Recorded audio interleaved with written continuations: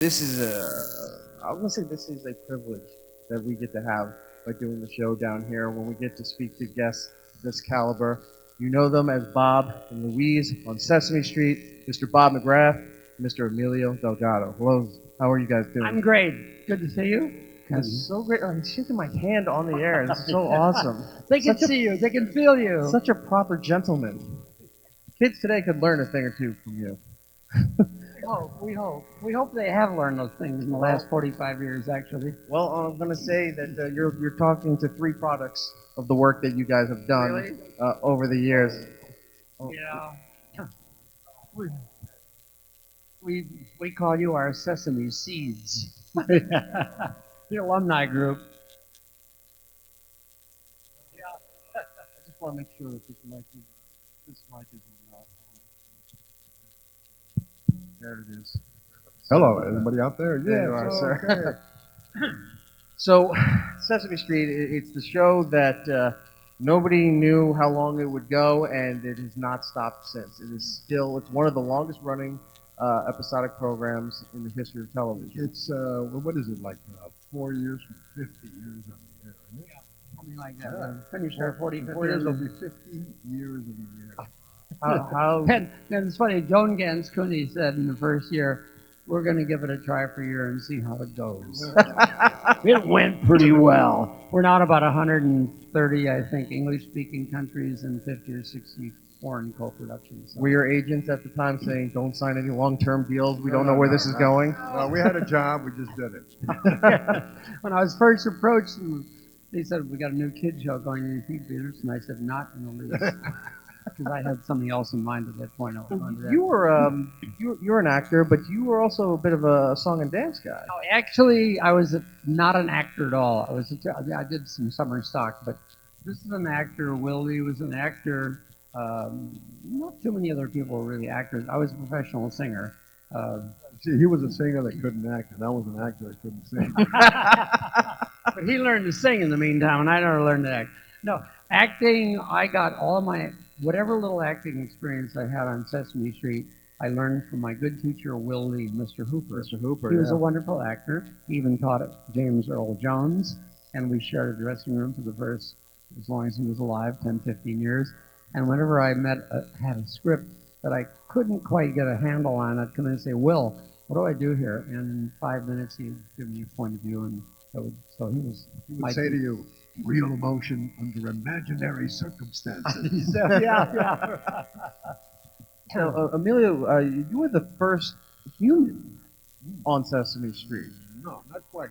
Not I quite. thought, well, because I know you had a partner. Because these guys were already on, like Because I thought the Bob story and was. Susan were already on. I thought you were the first human to make the I appearance was the on the first show. human addition from the original cast. Oh, okay. You and Sonia. Yeah, Sonia, who did Maria and me, sort of came on the same time. I don't know exactly if I showed up before she did or who got contracted first, but we were the same season as when we came on. Maria. Season 3, right? Yeah, season Yeah. 3. Yeah, which was around 71. We taped it in 71, and it went on the air in 72. And when did you pop onto the cast as far as Day one. day one? Yeah. So 69. And the four of us, Gordon, Susan, and myself, Mr. Hooper, were the original 4 cast members until these guys joined us in the 3rd year. doing acting outside of just acting with human puppets, it's a whole other ball game where your line of sight and how you're acting is based on the puppet and looking in this general vicinity, not trying to have your eyes straight down to the guy that's behind the wall or the garbage can or something like that. It's a totally different style. How long did it take to get accustomed to tuning everything else out and talking to the puppet as if it's an actual human being? I discovered that very early on because I realized if I wasn't listening very, very carefully to some very bright people like Jim Henson and Frank Oz and Jerry Nelson, who were geniuses what they were doing and responding, I looked like the dummy puppet, and they looked like the human beings who knew what they were talking about. I'm serious. You can't muck around with No, a and Muppet. these guys move fast. I mean, their comedic timing is like, I mean, like this, and they were really inventive with the dialogue. And you had to be sharp, like Bob said. You had to be on the ball. But the one thing that was important that is important for an actor working with puppets is that you have to be like a child and just totally what do they call it, the suspension of disbelief immediately. You know that a puppeteer under the table, but that puppet is right in front of you, and in their favor, they are so talented that they make those puppets come alive, and they feel like real entities. So you're talking to the puppets. But you're talking to, in a sense, a human live puppet because the intelligence is there. Right. But the challenge, like I did a lot of Who Are the People in Your Neighborhood with Frank and Jim, which was wonderful to do. And we pre-recorded the tracks, but there's always maybe a 6, 7, 8 second little rap going on between the puppeteer and us as to who you are. Before I had to sing, "Oh, the baker is the one who makes," and in that time, Jim and Frank would invariably change the little joke, the pun, to where I wanted to die, fall over laughing a millisecond before I had to start singing. And I think they loved challenging me every time on those little vamps to, I will see if he can come in on time this time when you want to go, "Wah!" You know what? They were naughty little boys. What was the shooting schedule like? Because obviously the show has little breaks. There's animated segments. There's stuff shot on the streets, at playgrounds and stuff with the children. But then it comes back to the sound stage where maybe you're not interacting with this particular puppet in this particular scene, but all of this doesn't look like it's shot at the same time. No, it's not. The live action scenes are all shot on the same day. We were doing 130 shows when we started for a number of years, and they gradually went down A to smaller. season was 130 Yeah. shows. Yeah, 130 hours. of television. So Wow. we live action was probably maybe 20, 25 minutes out of that hour, right? But that's still a lot of chunk to do in the course. We did it in about maybe what, 5 or 6 months, 4 months, Something like that. Yeah, but it was a full day. and it was all day. We would do one show in the morning, go to lunch, come back and do a second show.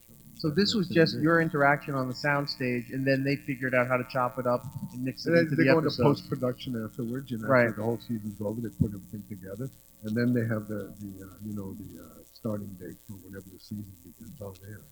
And oftentimes we'd have, of course, many scenes with the Muppets, so then they would be there with us shooting those scenes, or on remotes, like when we did things at the Metropolitan Museum.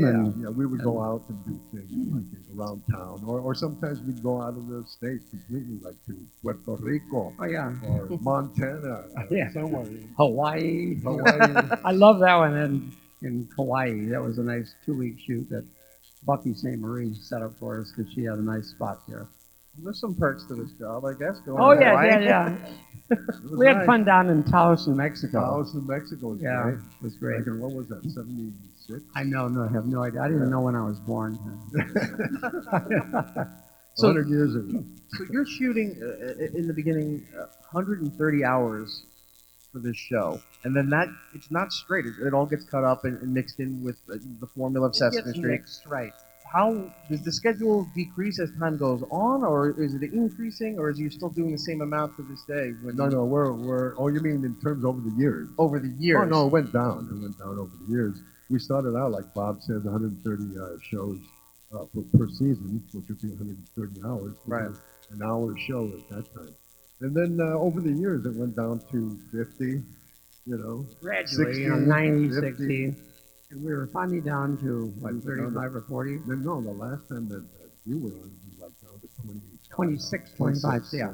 That's right. It's been amazing too. The scenes that you do. A lot of them were one-on-ones where you got a chance to sing with the Muppets. But Emilio's scenes with Sonia, once they started showing the love story of them coming together, and then like they need to be together every time.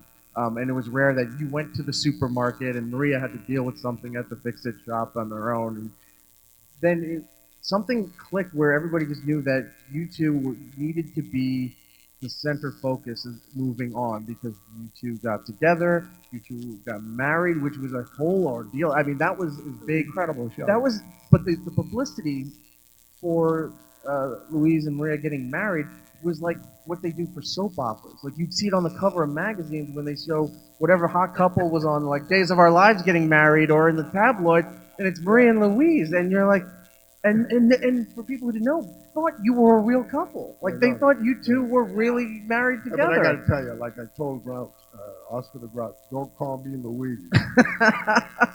My name is Luis. Luis, I Okay, apologize. in Spanish. But anyway, no, that was like a soap opera, and it was a movie. It was an actual shooting it like a movie, Right. on location, downtown New York. And it was amazing, and the songs that they created for the actual show itself.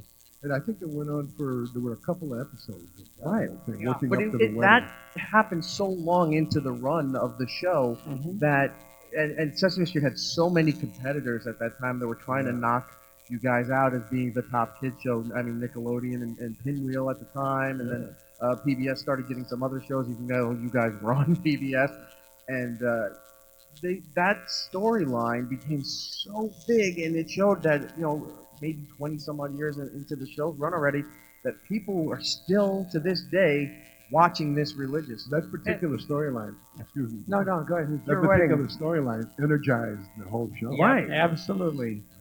And you have to know that behind every plot like that, it was preceded by a tremendous amount of research from our research department, which was in progress and up 2 years prior to the first show ever being aired. It was intense for 2 years. So they really did their homework, and that's what kicked it off. Maria Sonia Manzano told me, said sometimes, I don't know if you were with her this time, they'd meet people and said, little old ladies, and they'd say, "Oh, we're so happy you and Louise are married," and blah, blah, blah. And of course, they thought they were married for Actually real. married, yeah. And she said, sometimes they say, well, actually, we're actually just not really married. Not really married. And she said, then they'd say, yeah. And she said they'd come back and say, oh, that's all right, it's okay. Meaning she approves of the fact that they're living together, but they're not married. No, I had one lady, the same situation. We were doing a live show somewhere, and there was a long line of fans shaking hands, and hello, and thank you very much, and everything. This lady was looking at us, and we knew that she thought that we had actually married, right, in real life. And finally, she got up and she said, "Oh, I'm so happy you two are married." And then Sonia and I looked at each other like, should we tell her? And Wait till you finally- get the gift first. And then finally I said, well, we're not actually married. And she stopped dead cold and looked at both of us and with her mouth agape and said, well, as long as you love each other. That's a good one. I hadn't heard that. That's They wanted at one point, just as a quick insert, Linda and I developed quite a thing also. Linda Bove, who was from Little Theater of the Deaf, and they wrote great stuff for us, and it was really like the beginning of a love affair, right? And at one point they said, we think we'd like to have you and Linda get married on the show. And I thought about it for a while, and by this time I'm married with 4 or 5 children. I'm also going out on weekends very often with 2 or 3 or 4 of my children doing major concerts all over the country. And I thought, I don't know, this is going to be a little weird. I get married on Friday afternoon, and on Sunday I'm in Detroit with the Detroit Symphony. My 3 kids come out and think, what are kids going to think? He just got married a day yesterday. Now he's got 3 kids. So I think maybe not smartly, but I said, I don't Yeah, think but they knew you were Irish. Yeah. Yeah. So I said, I think it's not a good idea. In retrospect, I think I was being too cautious because it would have been a really, really nice storyline to have someone married to a deaf person, because we had incredible sign language stuff going on. We've been argued in full real time, because I had to go to NYU to learn sign language. They asked me to do that so I could communicate with her when she first came on the show, and it was challenging. But I mean, we had a great relationship going, and it wasn't hard to have a great relationship going on with Linda. She's fantastic. Just lovely. And she came out with a Little Theater of the Deaf. She and her husband Ed both are deaf. and she was outstanding when the theater came, so that's when they hired her. The the diversity angle for the show was unheard of at the time when Sesame Street started, and with today's culture now, everything overly active with diversity and equality and everything. You guys were so ahead. Except for the SAG award. Yeah, you were so ahead of the curve on everything there, and it really depicted New York City life. But in a way that if you didn't live in New York City, it still made sense to you. Whether you lived in the South or in the middle of the country or in a different country, you could relate to the relationships and the interaction with the because the kids always changed as the years go on. But like they'd be hanging out on the step, they'd be running to school, they'd stop at the shop or at the fix-it shop or Mr. Hooper's store, and it was just nothing. That was just a normal day, and I think that it taught so many kids that like, wow, I'm kind of in this white bread world, like in the middle of the country or something like that, and then go look at all this there. There's no reason to hate these people. Well, I think what it was, the show, Sesame Street, became a sort of a microcosm of many neighborhoods all over the place, and because of the diversity of the people on the street, it kind of opened up it was a window for kids to see that there were a lot of other kinds of different people that didn't look like them that existed in neighborhoods, and everybody had a job, or they had kids, or they liked to sing or dance or walk down the street. It's like human beings, yeah. And they were always teaching about the cultures too, because there'd be times maybe Maria's at the store and she's looking for produce, and I'm making, and then she's talking about a authentic Spanish dish that she's going to make, and the kids are like, what is that? And you break it down and everything. So it's showing everybody a world that you're not normally inclined to by the use of this And show. it's amazing, even though, from our point of view, it was a typical New York City, various parts of the city. So many times, touring across the country, at any kind of major city, you name it, and they always thought it was Their street. their street Right. in their town. So it's kind of nice. It could have been Philadelphia, Chicago, Yeah. any of those eastern cities, but it couldn't have been in the West. No, not in my hometown, That was Illinois. nothing was older than 150 years old out west. No. Um, for so long, you guys have been on the show. I guess it's hard to find a favorite moment, a favorite interaction, things like that. Does anything even come remotely close to something on top of your head like that? Was probably one of the best times I had on that show. There's so many. Yeah. So many different things. I mean, I think our most memorable that touches all of us was the Goodbye Mr. Hooper show, which In the early '80s, yeah. yeah, and that was a classic. And And it was also great that because I didn't know it at the time. I was a little kid and trying to figure it out. I think it was maybe 4 or 5 when that happened. But as you get older and then you look back on it, and thanks to YouTube, you can go back and look at those episodes.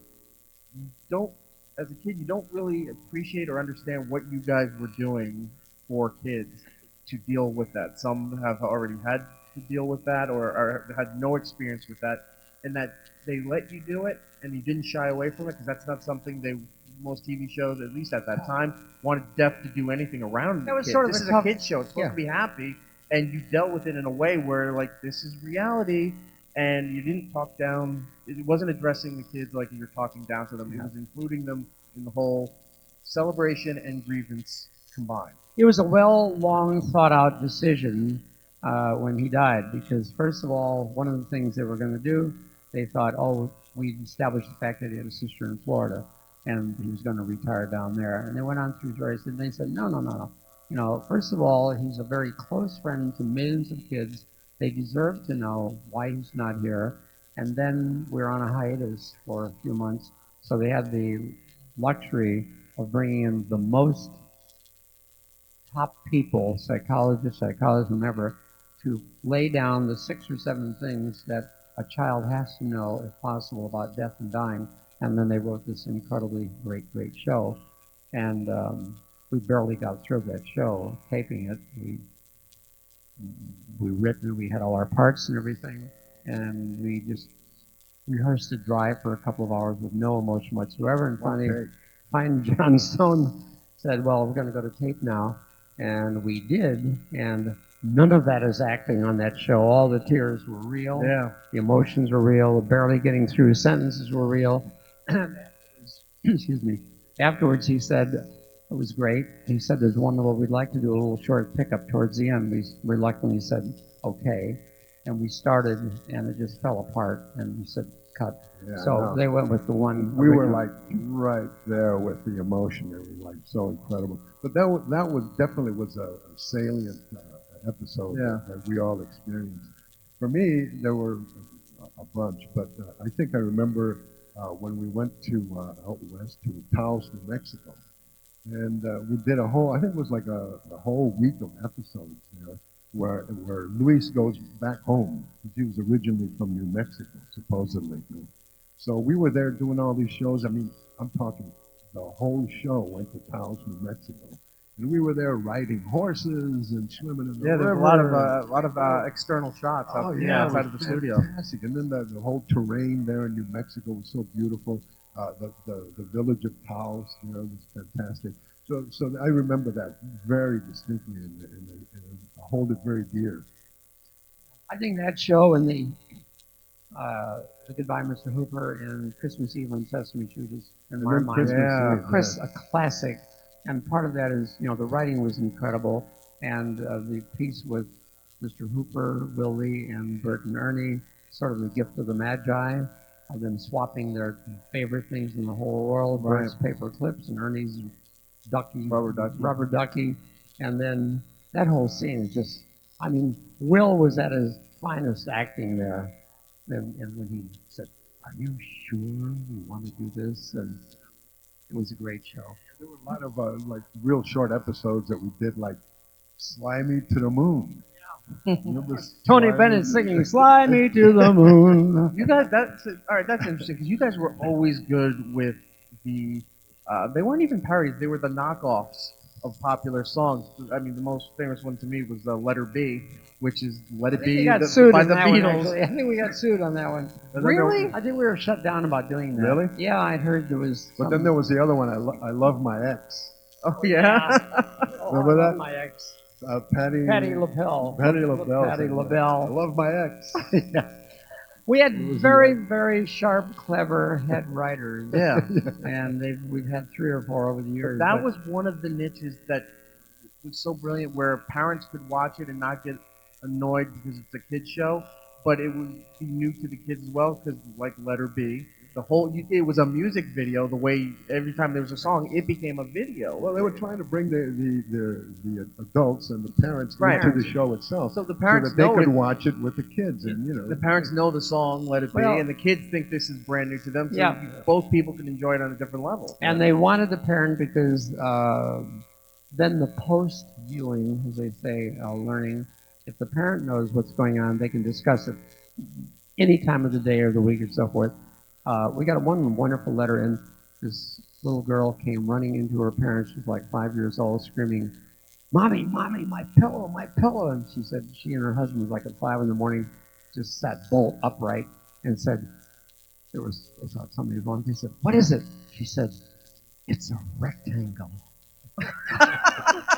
I mean, talk about how you discover a rectangle is, what could be better than to be just Well, thrilled that you discovered a rectangle, right? That's normally reserved for, like, there's somebody in the house and you come running in. I learned a shape.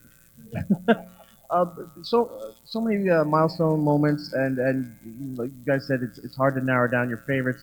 Was there a moment or a song that you wish you were a part of that somebody else did?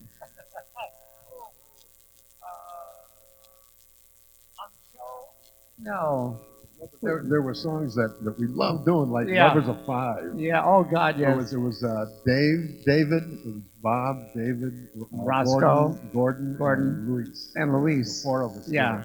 And you can see it on YouTube. You can It's called Gimme Five. Is it "Gimme Five" I or think- "Lovers of Five"? Oh, I Lovers of Five, they introduced it, but I think It's either one. but Look the- under the the song- Look at both.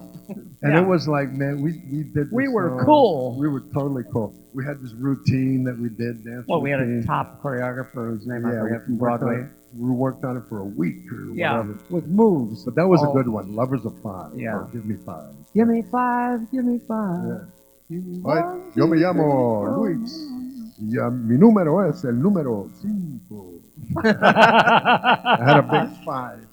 Yeah, we all hit our 5 thing, but that was a cool one. I love that one.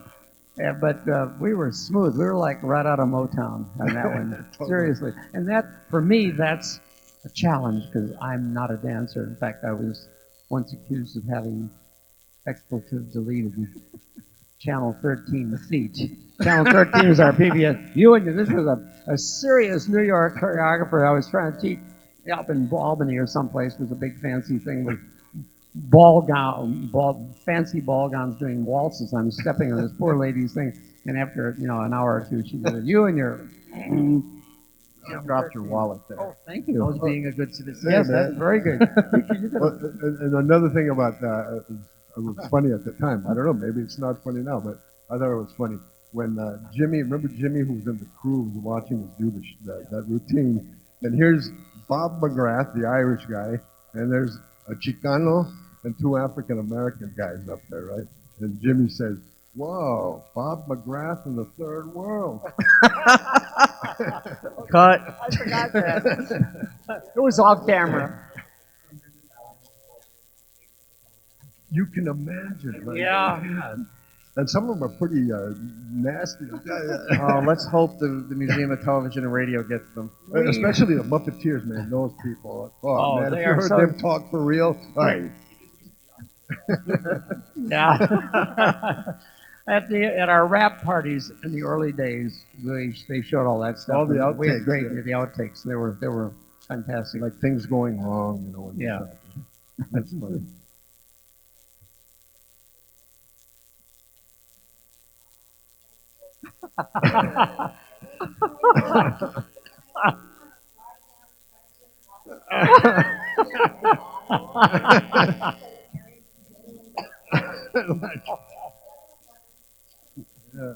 Well, Like you when already. were 5 years old watching Sesame Street. Yeah, I was gonna say you already can. It's called Sesame Street. I'd come to that spot if you had one. If I had one, if you had one. That's a funny idea. Before we go, the Muppets. Sorry. Did you ever want to try to figure out the mechanics behind it and how to work them? You mean try to be a puppeteer? Yeah. Puppeteer?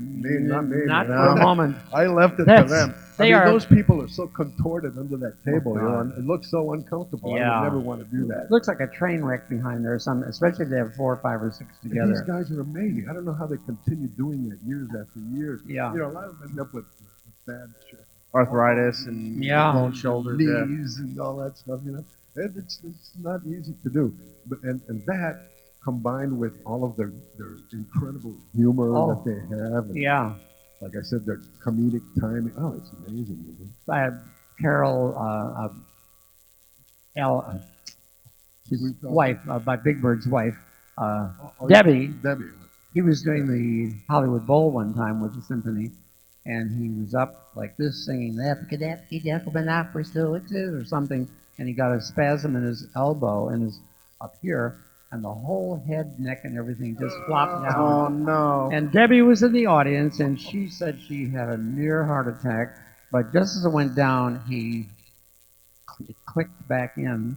So he had a wonderful little trick. He'd pull the neck and head back up with his tail feathers to the audience, and he comes around and he said, "I bet you didn't know I could do that."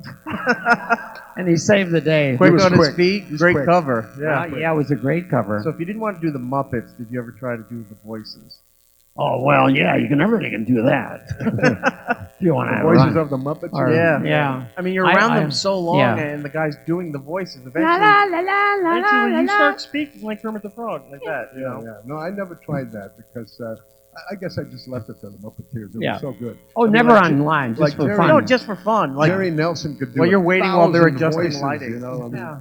he was amazing. It's not that easy being green. yeah. Having to spend each day the That's color pretty of the good, Bob. leaves. Yeah. That's pretty good. Yeah, well, You yep. were there from day one. Have a rotten day. You should have done. Oh. You should have done that when I saw you at Westbury Music Fair. Oh no, I don't do it for pay. So, what was it like when you're winding up your time with Sesame Street? There, I mean, it's such a major chunk of your life. How do you emotionally get through that? Oh, you mean at the end of the road? Yeah. I'm very personally very happy to have had a job for 45 years is incredible, and working with phenomenal people. Everyone, we are truly a family. That term gets thrown around a lot, but we really are a very tight knit group. Really. And to have the spin-off from that, for me, we've all had our own things. As I was a performer, singer before, it led to a whole new opening of family concerts. And I think I've worked with over 100 symphony orchestras around the country, all over North America and Hawaii and so forth. So that was amazing for me, the opportunity. And so at this point in time, I'm really happy to stay home with my wife and children a little bit more. And I'm totally content with thinking I'd be so greedy if I wanted 5 minutes more of what I've had for 45 No, years. and the whole thing of being there for, well, myself, I was there 44 years, and the satisfaction of hearing people, you know, like all these fans that come up and they tell you their experience about when they were watching the show, how much they learned from it, you know, how it made them feel this and feel that, and some people with some very nasty experiences in life when they were kids, and that was the brightest moment in their life. You know? When you hear stuff like that, it really makes you feel good. And all of those 44 years of having done all that stuff, I mean, it just leaves a sense of satisfaction and accomplishment. Absolutely. And exactly everything you said, and particularly when you hear comments from kids from really hardcore inner city areas. This is a real quick thing I'll tell you. I was catching a plane many years ago, and I heard this voice at Newark Airport going by and said, "Yo, Bob!" And so I looked up, and there was this very attractive African American girl behind the American airline counter. I went over and we rapped for a while, and I was being fresh. I said, "So I suppose it changed your whole life," because she was exuding about how the show meant. And she said, "Yes." She proceeded to tell me she grew up in one of the worst parts of Jersey, Yeah. Jersey City. Yeah, not Jersey City, Newark, during the riots and everything. And she said no one in her family had ever gone to finish high school, never thought of college. And she said at 5 or 6 years old, I remember seeing Sesame Street and thinking and deciding and promising myself, I'm going to do whatever I have to do to live on a street like that someday. She did. She finished her master's. She's got a top job at American. And you think for every one of those you hear, there's going to be a whole long list, the same thing. So you can't possibly want more out of life than being involved with something like that. Well, we do have to go here. I do have to say there was one time where you kind of terrified me a little bit, Emilio, because I saw you on Law and Order, and then I go, "Oh no, what happened? Where did it go wrong?" I did 4 of those. Was I a criminal or was I a good guy? No, you were a criminal on that one. I was. Yeah. No wonder you got scared. Yeah, you got rehabilitated. I was like 26 and I'm bawling. Like, no, what did he do? Roscoe had some of those too, didn't he? But I think we've all been on Law and Order. No, I haven't. I'm the only one in the United States. No. We got to get you on, Bob. Yeah, right. At this point, yeah, everybody's been on at least one. Yeah, except me. Gentlemen, we're out of time. Thank you so much. I have an amazing job where I get points like this where I can interact with parts of my childhood and growing up, and Sesame Street was definitely one of them as I was growing up. And it's still, even though we just talked for half an hour, it's still surreal that you two were sitting right here in front of us. And like Lisa said, you forget about everything, talking to you guys about everything you've done. And when you watch that show, you forgot about all your problems. You learned things that you didn't think you would ever learn because they're just not that influence and maybe where you grew up. And I can't thank you enough. And I know not just America, but children around the world, your legacy lives on. And thanking you guys so much for everything that you've done. You're very welcome. Bob McGrath. Thanks very much for having us. Emilio It's a pleasure. Delgado. A pleasure. Thank you so much for joining us. We'll see you next time with Sesame Pleasure. Street. Thank you. Bye-bye.